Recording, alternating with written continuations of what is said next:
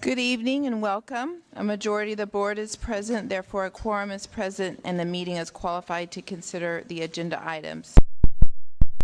Board Member Wester, if you will please let the audience know about our interpretation services.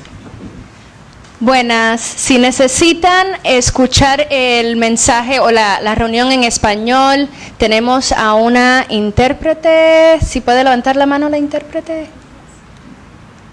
No tenemos intérprete. Pero gracias.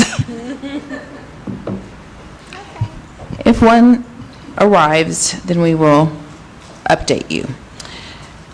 Tonight's flag salute will be presented by the Webster High School JROTC under the direction of Chief Warrant Officer 2nd Class Phyllis Mabry. Please stand as we prepare for the Pledge of Allegiance and remain standing for the posting of colors.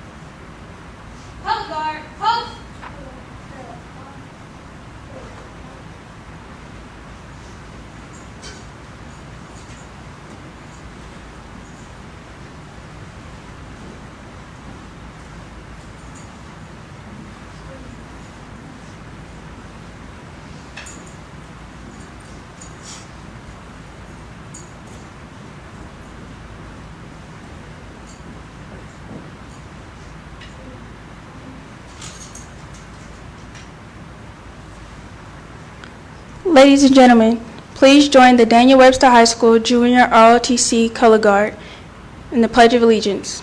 Salute, pledge. I pledge allegiance to the flag of the United States of America and to the republic from which it stands, one nation, under God, indivisible, with liberty and justice for all.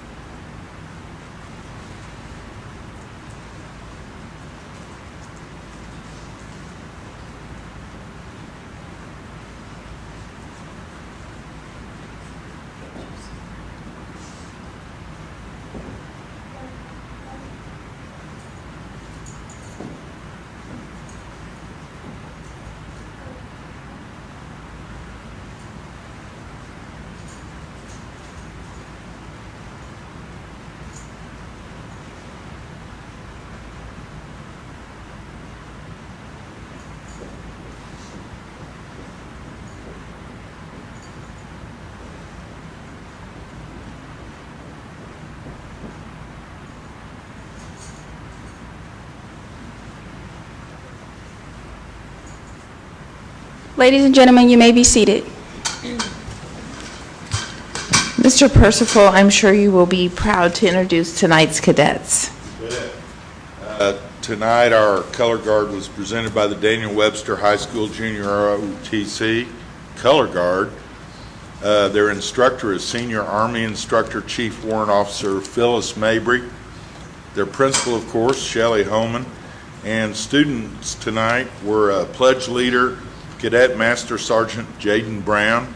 Our color guard consisted of Cadet Corporal Gary Hicks, Cadet Second Lieutenant Mia Elder, and Cadet Second Lieutenant Shakasi Ostrander, and Cadet Sergeant Anna Rivera. Thank you very much. Good job.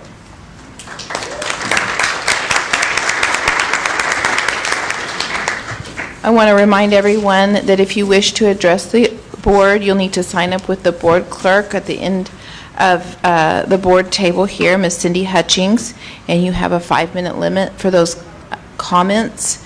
Once we approve the consent agenda, we will not accept any more speaker requests. Before I consider a motion to adopt the agenda, Deputy Superintendent Shannon, are there any changes to tonight's agenda? Yes, Madam President. There's one change to this evening's agenda. Please correct the fund name and account number of information item G3 to bond fund 32-116-10000-50-0000-000-000-007-710. This is the only change to this evening's agenda, and I would be happy to repeat that if necessary. Yeah, I missed the zero. There were just a few. With that change, I'll entertain a motion to adopt the agenda. Second. I'll call for the vote. Ms. Fate? Aye. Aye. Aye. Aye. Aye. Aye. Deputy Superintendent Shannon, do you have any special presentations this evening? No, Madam President. There are no presentations scheduled for this evening, but we look forward to some special presentations on January 22nd.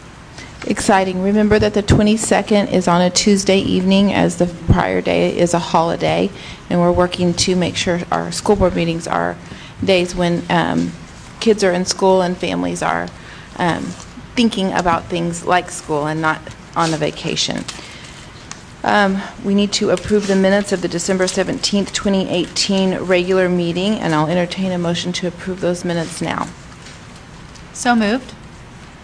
Second? Call for the vote. Ms. Wester? Aye. Aye. Aye. Aye. Aye. Aye. Aye. Is there a motion to approve the consent agenda? So moved. Second. I'll call for the vote. Ms. Fate? Aye. Aye. Aye. Aye. Aye. Aye. Aye. We do have one item this evening on tonight's action agenda, and the recommendation is that we amend the real estate exchange agreement approved on October 23rd, 2018, item F2, to reduce the area of the tract being acquired adjacent to Celia Clinton Elementary School from 10 acres to 6.654 acres. And the reason for this is that the city will keep the additional 2.38 acres of the original tract to operate as the park, and the remaining land will accommodate the construction of the early childhood facility in the intended location on the site. I'll entertain a motion to approve item F1. Move approved. Second. Any discussion on this item or questions? Mr. Percival? So this has gone, this has been this matter that's been worked on for quite a while now, and we've gone back and forth with the neighborhood to try to strike a compromise that would try to elicit the most satisfaction from as many parties as possible. And so I really appreciate the diligence of the staff to continue to work back with the neighborhood on this thing, and the city's cooperation in this matter as well. And this seems like we've struck a good position, and it's time to move forward and get our early childhood center, our Educare over there. So, thank you. Educare 4, it's exciting. Okay, I'll call for the vote. Ms. Wester? Aye. Aye. Aye. Aye. Aye. Aye. Aye. And with that, we'll move to the information agenda, which Deputy Superintendent Shannon will lead for us this evening and present that agenda. Dr. Gist is out this evening, and we're trying to set a record for the quickest school board meeting while she's not here. I might add, because one of the longest school board meetings was when she was not here, and I got Paula's trying to redeem herself. Exactly. Thank you, Madam President. Members of the board, audience members, as a reminder, these information items are for review by the board and will come back for full consideration and vote as consent or action items at an upcoming board meeting. Item G1 is a routine item that recommends entering into a contract with the Mayo Hotel to host the Edison Preparatory High School Prom on April 12, 2019. Items G2 and G3 recommend approval of contracts with Hero K-12 LLC of Miami, Florida for continued use of the Hero Incident Tracking System at Monroe Demonstration School and East Central High School from January 23rd of this year through January 23rd of 2020. The cost to Monroe will not exceed $2,625, and the cost to East Central will not exceed $2,100. The expenses for both schools will be charged to the appropriate bond fund accounts, And the HERO system monitors late arrivals and issues tardy passes as students enter the building, which expedites procedures allowing students to reach class in a timely manner. Item G4 recommends updating an existing memorandum of understanding with the United States Air Force to revise the current language at the request of the Air Force Junior Officer Training Corps hosted by Washington High School.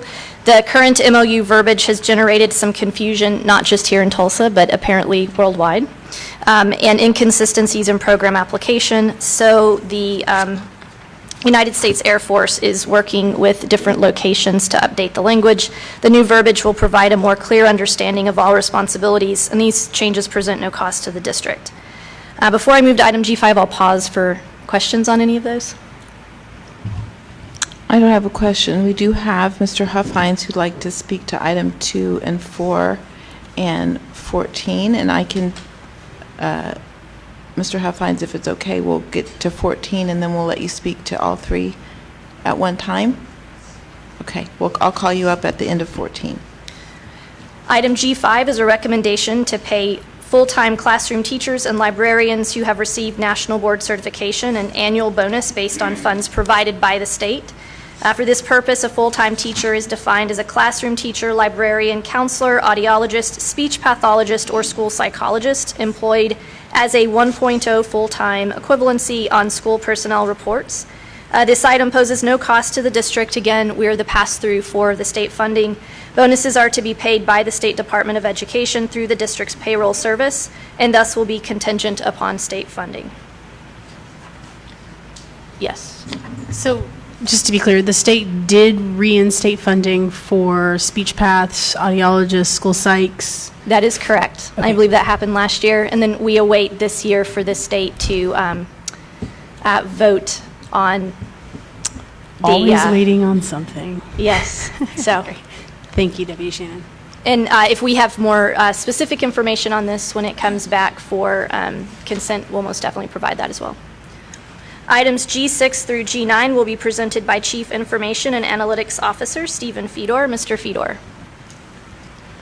Thank you, Deputy Shannon, President Schreiber, members of the board. Items G6 through G9 are standard renewals for internet services across the district. You may recall that these items will come back to the board for ratification in late June ahead of the July 1st effective date. The reason for bringing these today is to meet a mandatory filing deadline for E-rate.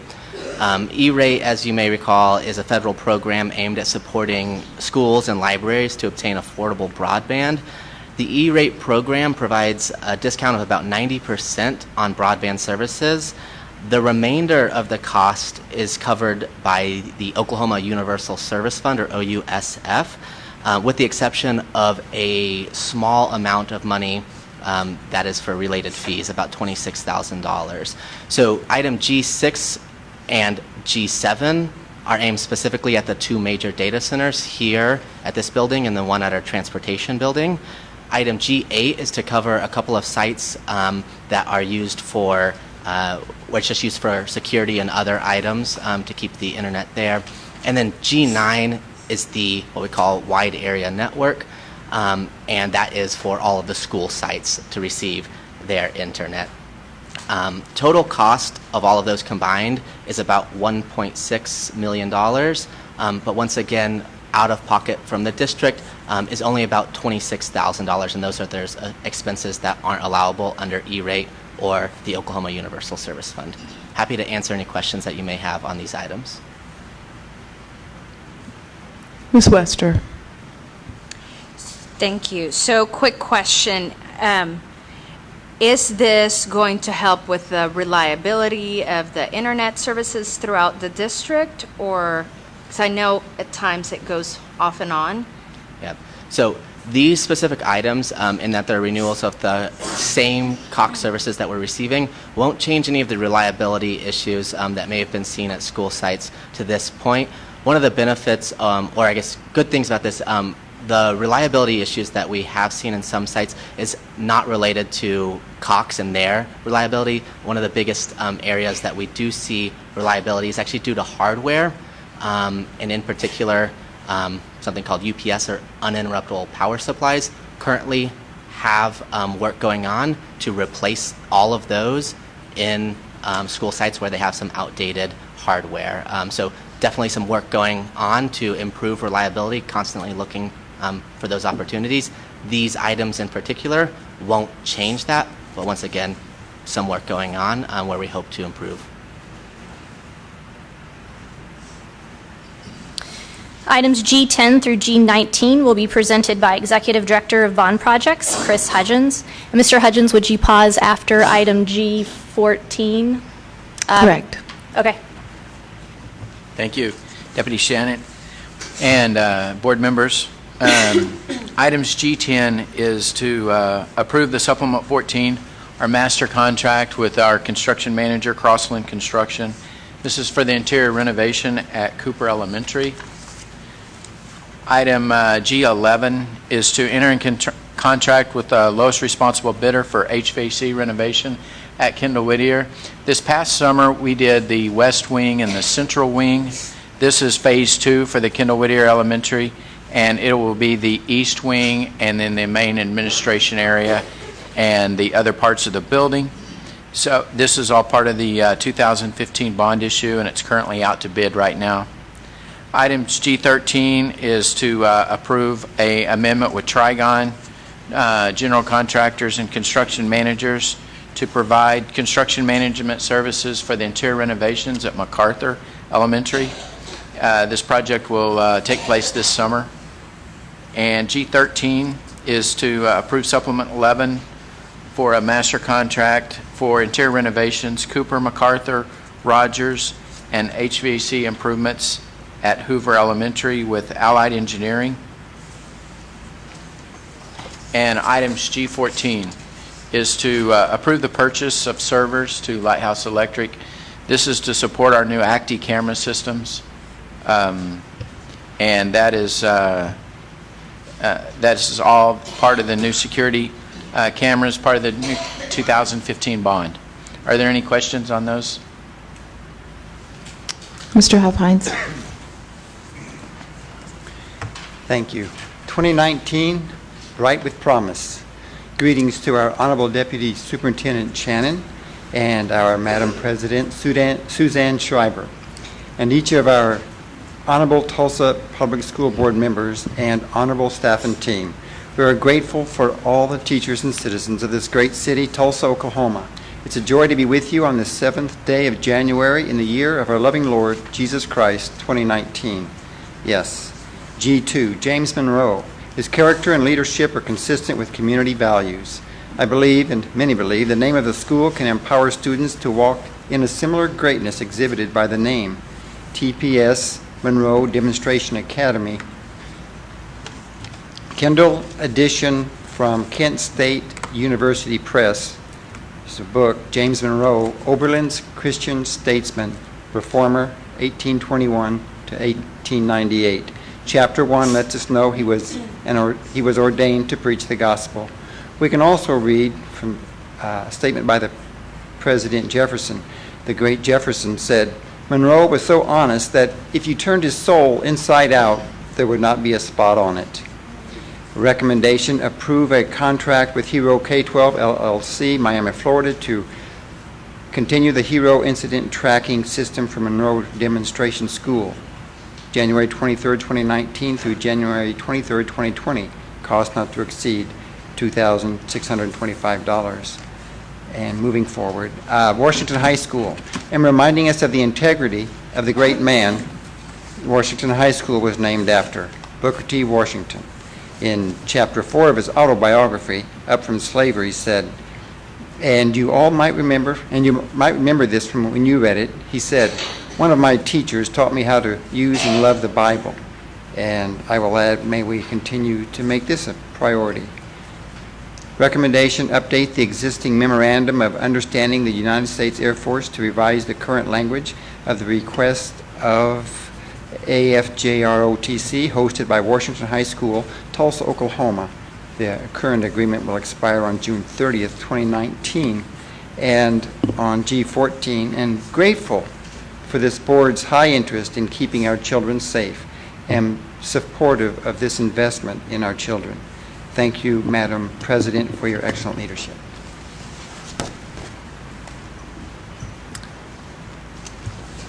Thank you. Mr. Hudgens, you have a few more Yes. items to present? Items G15 and G16 are both to approve change orders for roofing projects. One is at Porter. The second one is for Cooper Elementary. This is additional scope that was added to the project. G17 is to approve agreement with Hilborn and Weedman PC to serve as our bond counsel and disclosure counsel for our combined purpose general obligations 2019 bond.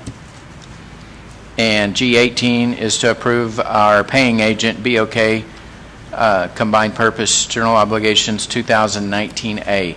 And they'll be the paying agent. And items G19 is to set our bond sale for the next general purpose obligation bond, Series 219A, and the sale of that is for $22,500,000, and that will be on February the 19th, and the board will approve or award the lowest responsible bidder. Are there any questions on any of those items? Thank you. That concludes the information agenda, and I know we do have a staff report this evening. Deputy Superintendent Shannon, do you want to introduce that? Yes, Madam President. I'm happy to have an Empowered Schools Act report that will be presented by Chief Innovations Officer Andrea Castaneda. Ms. Castaneda. Madam President, members of the board, I am pleased to be with you tonight. In previous presentations, we've had the Tulsa Beyond School design teams come and speak to you.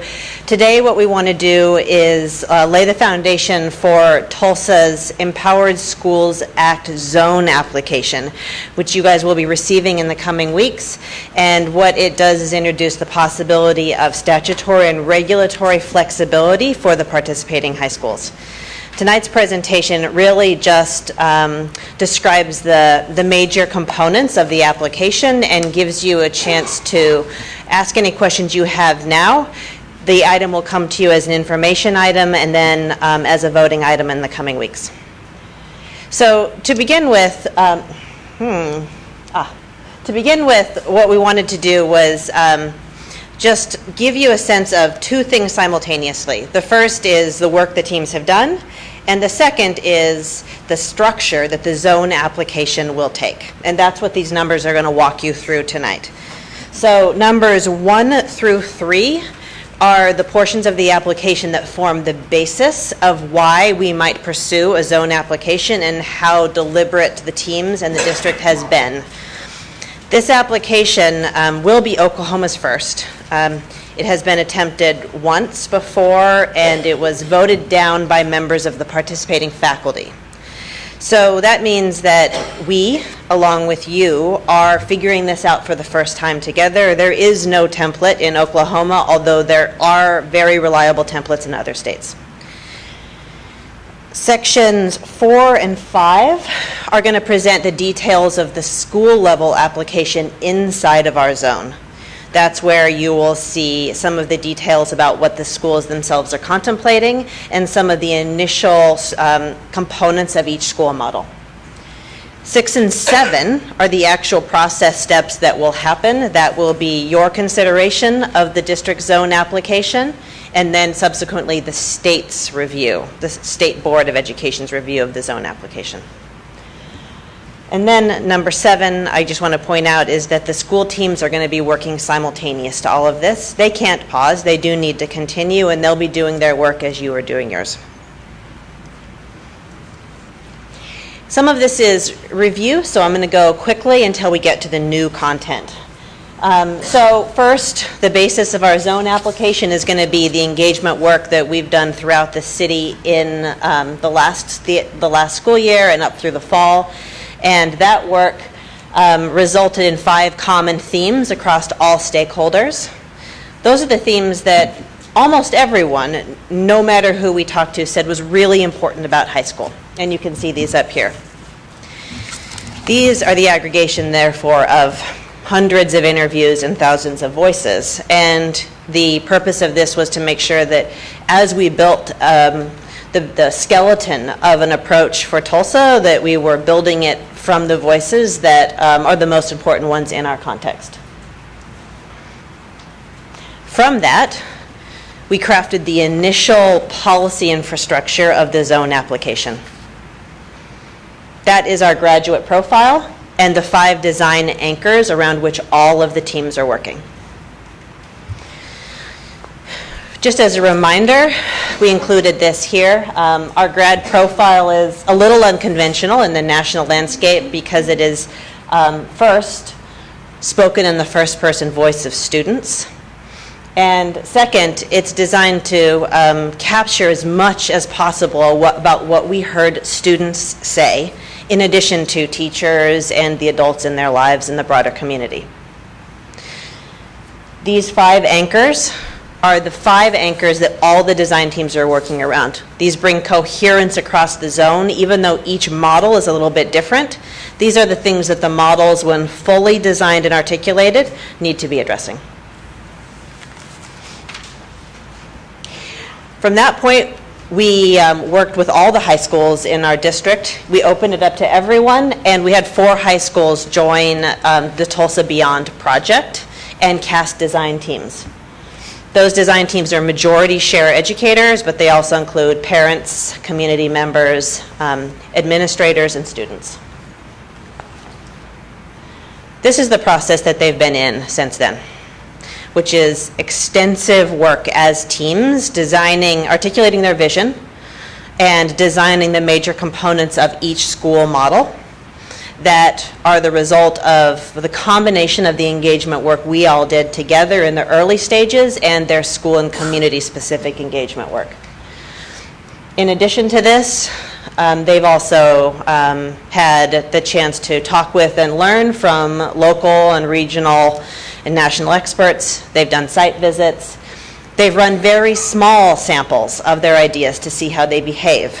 So, for example, Webster High School is interested in more flexible scheduling that allows students to pursue a variety of priorities simultaneously. They ran a small test of this with about a dozen students, and they did it for 2 weeks. During those 2 weeks, they tracked attendance, they tracked behavior, they tracked academic completion, because they wanted to see if their hypothesis was correct. All of the schools have been doing small samples like this. In addition, they've been doing a variety of other important tasks around articulating their ideas in ever more precise forms. So this fabulous looking picture of our students is our students on one of our site visits in DC. There's been 2 site visits. All of the students and most of the team members have gone. They've also done a narrative summary of their ideas so far. They've done self-assessments of all of their work against criteria to assess their own readiness and the maturity of their ideas. They've articulated their ideas in a design canvas, and they have begun doing the small prototypes to test their ideas. That's all been part of the runway up until this moment. So, this moment is where I will go a little bit more slowly, but not so slowly as to blow your lead, because we're doing great. Thank you. So this is the moment where we really get into the Empowered Schools Act Zone portion. So to pause briefly, this is a 2011 state law that has, as I said, never been used, but what it does is allow approved applicants to waive nearly every portion of state law. There are a few exceptions. Those exceptions are not ones we would wish to waive anyhow. They include protections for students with special needs, instruction to state standards, federal testing, a variety of things that are actually critical underpinnings of our system. But besides that, in theory, anything could be waived. Our application will cover a small subset of the universe of potentially waivable requirements, and that subset was the result of going through all state law and all district policy to identify the few high leverage pieces that, if they were more flexible, would allow design teams to do dramatically different work in high schools for students. The Oklahoma Empowered Schools Act is modeled off of other states, but there is something that is a little bit unusual in ours, which is that in order to advance from a concept to an actual application to you, the schools have to do a secret ballot vote of all classroom teachers. In casual conversations with people with between 40 and 50 years of experience in the system, no one can remember going to teachers and asking their permission. Certainly not by secret ballot vote. And the road to getting to the secret ballot votes was really rich and productive, because what it actually required of the design teams is to go out and share their ideas. And then when there were questions they couldn't answer, they had to go back and figure out whether or not they could answer them. And they did that over and over. And all of our schools have run these secret ballot votes, and they passed with 90+% approval in every school. It's extraordinary. I was at several of the votes, and the level of enthusiasm held by the team and respect that their colleagues have paid to them on behalf of their efforts to bring an idea was remarkable. It was uplifting. So, those pieces being done, what happens next is that we, Tulsa Public Schools, and specifically the Design Lab, bring an application to you. This application is more involved than that which the schools themselves looked at, because we have to lay out the entire basis for the zone, summarize the pieces of policy and regulation, statute, policy, and regulation that we seek potential waiver against, and describe the ways in which we will ensure that students receive all of the safeguards they need, even in the face of greater flexibility. So, after going through 1,400 pages of requirements, these are the 3 areas that we, as a design lab, have offered up to the Tulsa Beyond schools for potential flexibility. We did this for 2 reasons. One, it's an overwhelming amount of policy to read. And 2, we want to make sure that within our zone, we're offering things that can be managed and are valuable. Everything was not up for grabs. So what we're down to is attendance, flexibility around graduation requirements, and limiting some of the largely bureaucratic limits around the pace at which students move, the variation within their day, and the proportion of time they can spend doing things within their day. In the end, this will be a fairly small set of waiver requirements, but they're high leverage. However, there is an important flip side to this amount of flexibility. The flexibility is not carte blanche merely to design something new. It has to come with thought and care to ensure that we're delivering something that is actually better and truly thoughtful for students. So the reciprocal are the things that cannot be waived under this. And to be clear, rigor has got to travel along with this work. Saying that we are going to add greater flexibility to graduation requirements doesn't mean that students get to learn less. In fact, what it means is they're probably going to be learning more. But the way that they learn more, the classes in which they learn more, the times in which they learn more are likely to be different. So this is not an exhaustive list, but it is a short list of the things that we've talked about a lot with the teams, and in fact that the teams themselves, the design teams, ended up talking about with their staff. Quickly, I do want to also let you know that we have, as a design lab, set a few constraints on what they can do. They have to administer the state test. There's no change there. They still must cover the state academic standards. They'll be administering MAP and Panorama. And they have to ensure that they're serving all students with special needs at high levels. Those are, one more. It can't cost more. We don't have the money to build something that can't be sustained, so it has to be funded under our current site budgets, and only transitional costs can be covered. This is the summary of the reverse of the flexibilities. I already told you guys about this. The secret ballots were paper ballots. We did them in faculty meetings, collected them and counted them in faculty meetings. This was after consultation with TCTA, who helped us better understand the ways in which voting can go smoothly and can be a disaster, so we did appreciate their help with that. They've been extraordinary partners all along in this work, and I look forward to continuing to learn from them as we do something that feels new to us. So the next steps are that we'll be submitting to you guys in the coming weeks a zone application, and then you will have the opportunity as an information item to ask more detailed questions about those. If you see it fit to approve that application, we will then be advancing it to the state board. The state board is aware of the work we've been doing so far. They know that the schools have already voted, and we've consulted with them about the steps necessary to bring something to them and the timeline upon which they need it. After they receive it, they have 60 days to make a decision, and absent technicalities about which I'm unaware, they can deny it on one or both of only 2 grounds.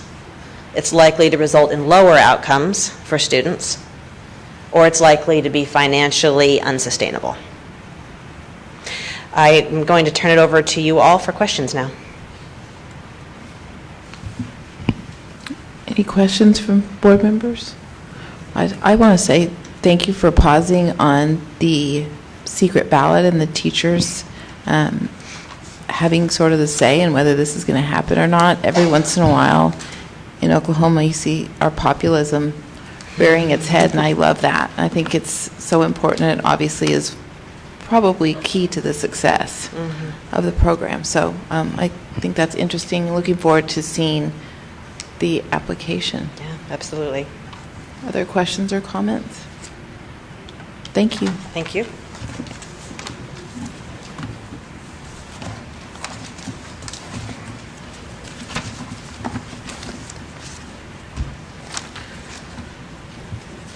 From there, we are going to take any board member reports or concerns this evening. And we don't have any citizen comments, but I know that Deputy Shannon's going to share a superintendent report. Yes, I do have a few brief remarks this evening on behalf of Dr. Gist. First off, I want to make our community members aware that the 2019-2020 school calendar is available on our website at www.tulsaschools.org/calendar. The creation of our school calendar is led by a committee that includes principals, teachers, and support and district staff.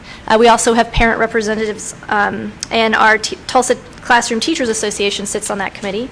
So we work to ensure that we have a range of voices and perspectives at the table each year as we develop the calendar. You'll see some changes to how our calendar is structured. We discussed these at board meetings, I believe, in November, December, when the board adopted the calendar. But I think the highlights are the changes include a full week off from school during fall break and over Thanksgiving. We know that short breaks of 2 to 3 days can be difficult for families, and we know that student attendance drops during short weeks. So we worked very intentionally to create an academic calendar that best supports students being in class and fully engaged in learning every day. We're also very much aware that we have a number of our students who rely on school for nutrition. So that is not lost on us, and we are working diligently to ensure that during those long breaks, we are also meeting the needs of some of our most at-risk students. So again, you can find the calendar on our website at tulsaschools.org/calendar. secondary catalog. We're incredibly excited that we've published, you can find this online, and I'll read that website in a moment, but working very hard to help our students and families understand the different school options that are available at the middle, junior high, and high school levels. As you may know, our neighborhood transfer window is open until mid-March, and to help families with children in 5th, 6th, and 8th grades, we're excited to share that we now have a catalog available with information about all of our middle, junior, and high school options. We know that making decisions as children move between elementary to middle and junior high, and then from junior high to high school, can feel exciting, can also feel challenging, and can most definitely feel overwhelming. So we hope that our secondary options catalog will help families and students make the right program choices for our young people. You can request a copy of the catalog online at tulsaschools.org/choose-TPS. And I think some of our board members have some copies of that up here from our last board meeting. So thank you, Ms. Keller, for sharing that. And finally, it's that time of year when the weather is quite unpredictable. So it could be a balmy 60 degrees on January 7th, and probably in 2 days we could have a blizzard. So with that, wanted to just update everyone on our inclement weather process. Our operations team makes initial recognition a week in advance by monitoring local forecasts with local media and the National Weather Service. So you kind of look in advance to see that weather systems may be coming through. As a weather system approaches, the forecast is monitored 48 hours in advance on an hourly basis. And as the weather conditions continue to be monitored and evaluated, we use a process to make a decision. So when we see that things are starting to get a little precarious, we have this process that is then implemented to help make a recommendation for closure or delay. The main factors that are taken into consideration and monitored hourly for a recommendation are potential ice and snow accumulation on roads and overpasses, ambient temperature 24 hours before impact and throughout the following day, soil temperature 2 inches below vegetation, wind chill temperatures, road conditions, and other safety concerns. To make a recommendation for action, all of the information is reviewed at 4 p.m. of the day prior by the operations team, and a determination is made if it will be necessary to review conditions by 3 a.m. for the final determination. To achieve this, transportation managers go out early in the morning and drive routes, and the facilities team members are out on sites evaluating those conditions. Then, based on the assessments, our Chief Operations Officer, Jorge Robles, assembles everyone on the phone for an early a.m. call that we have, I believe, Mr. Robles, by 4 a.m. If anybody would like to join. Just joking, not really joining. But we're on that call, and at that point in time, all of this information is weighed, and Chief Robles presents Superintendent Gist with a recommendation for what we should do, and Dr. Gist then makes the final call on what will happen. And when a weather front is already impacting the city, those are the fun ones, so we're already in school and here comes the weather. We monitor this information throughout the day and make determinations about whether or not we need an early closure, if after-school activities should be canceled, and we begin to plan for the following day as well. So a lot of thought and care goes into that, as Dr. Gist frequently says, and I know we all know and understand safety is our number one priority for our young people and our staff. So we take the weather very seriously and are on top of it and implement this process to keep everyone safe. And with that, I conclude the remarks for this evening. Thank you. We do have one non-routine item to consider this evening, and it's something that is exciting but also sad. But we do need to consider the resignation of Dr. Cindy Decker, and I think Dr. Decker has something, some comments that she'd like to make in her letter of resignation. Great, thank you. I did write a letter of resignation that I'd like to read tonight. I've made the difficult decision to resign effective tonight from the Tulsa Public Schools Board of Education. It's been a tremendous honor and privilege to represent the people in District 5 for nearly 4 years. I so enjoyed listening to and learning from my constituents. Many shared their concerns and dreams and experiences.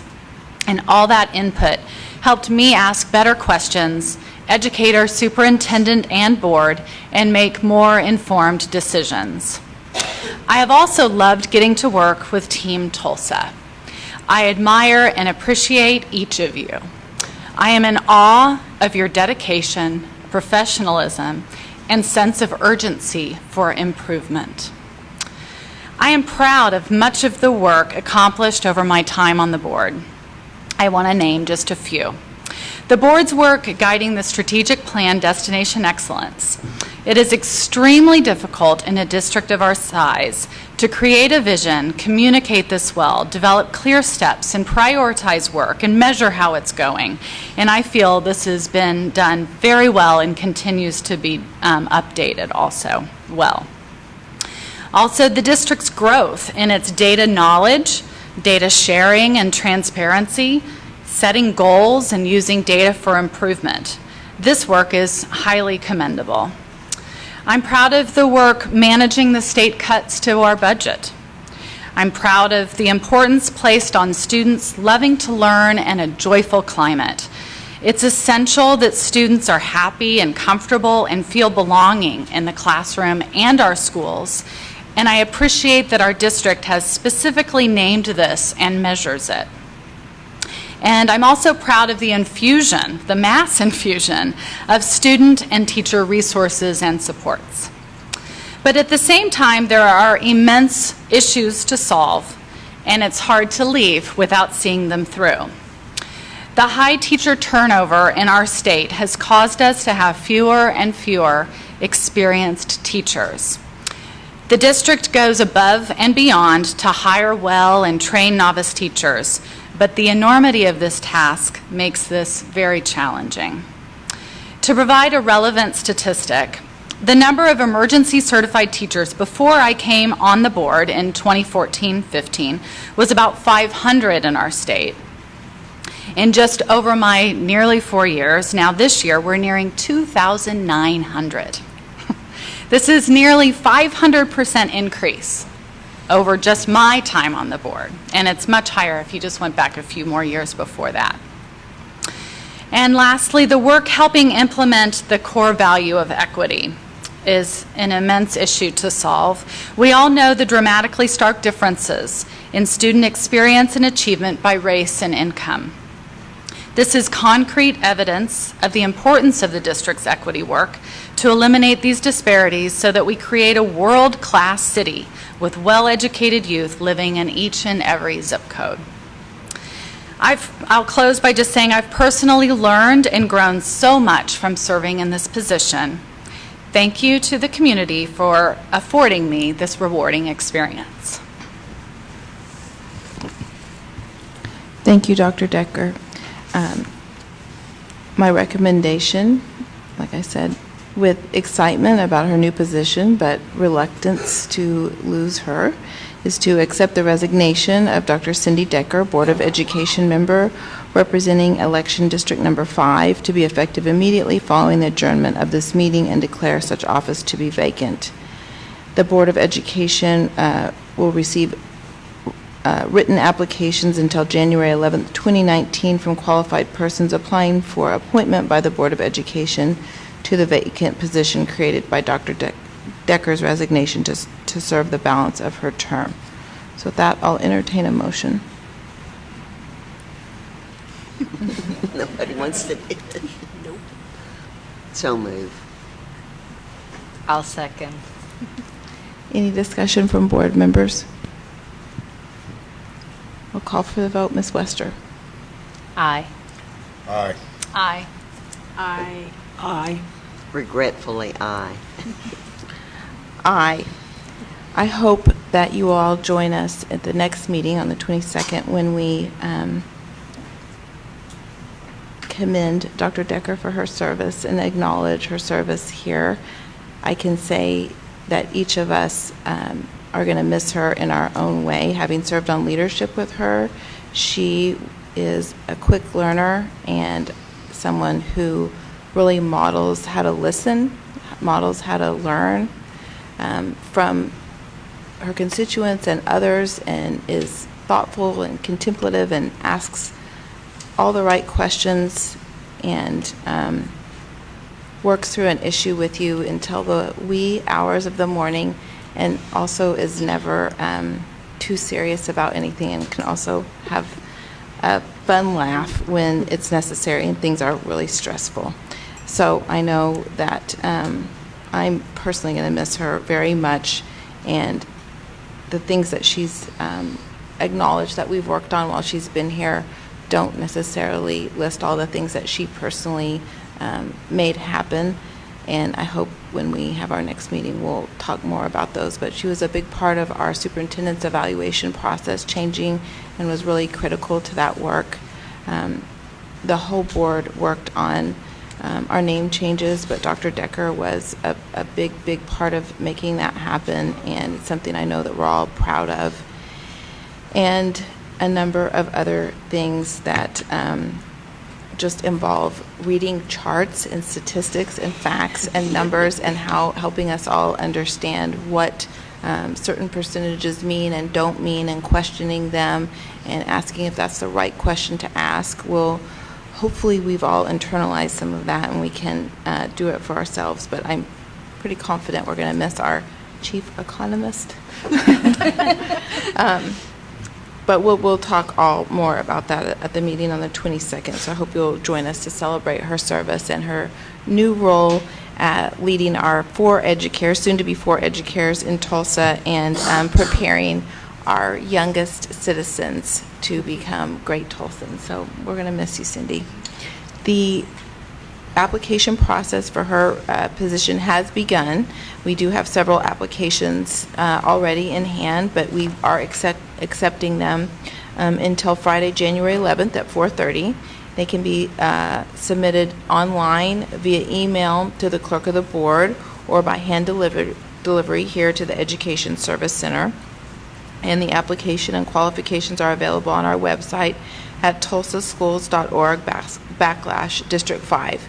For everybody out in Facebook land watching us, I will quickly remind you that you must be a registered voter with the Tulsa County Election Board residing within the geographical boundaries of District 5 for at least 6 months prior to the date of the application. So that means you need to both live in the district for 6 months and be registered as a voter in that district for 6 months. Applicants must hold a minimum of a high school diploma or a certificate of high school equivalency, and the applicant cannot be employed by Tulsa Public Schools or related within the second degree to any district employee or member of the board. This board district includes Elliott Elementary, Lanier, Mayo, and Wright Elementary Schools, and Edison Preparatory Middle and High School. It's bounded by the Arkansas River to the west and extends as far east as Yale Avenue. And the northern boundary is East 11th Street, and the southern boundary lies just south of Interstate 44. The appointment to the District 5 board seat will run through the end of Cindy's term in 2020. And again, you can find more information about this at tulsaschools.org/District 5. Separate and apart from the appointment for the District 5 seat, we do have 2 elections. The filings happened in early December, so that's Election District 1 and Election District 2. That is currently Ms. Wester's seat is District 2 and Mr. Percival's is District 1. We have 8 candidates for the District 1 seat and 2 for the District 2 seat. And the primary for that election will be on the second Tuesday in February. That's February 12th. And then, depending on what happens in that election, move to the general in the first Tuesday in April on the April 2nd, 2019. There's several folks that have, like I said, a total of 10 candidates right now that have filed to run for those seats. And as a reminder, you do need to file a statement of organization with our board clerk, Ms. Cindy Hutchings. And if you have questions about that as a candidate, you can ask her, but do make sure that you file that statement of organization. Any other comments from any members of the board? Mr. Wade, is there any new business? Okay. So let's see, it's 7:24. I think we have redeemed ourselves. The next regularly scheduled meeting of the Board of Education will be held on Tuesday, January 22nd, 2019, at 6:30 p.m. in the Cheryl Selman Room at the Education Service Center, 3027 South New Haven Avenue, Tulsa, Oklahoma. Is there a motion to adjourn? Dr. Decker? So moved. Second. I'll call for the vote. Ms. Fate? Aye. Aye. Aye. Aye. Aye. Aye. Meeting adjourned.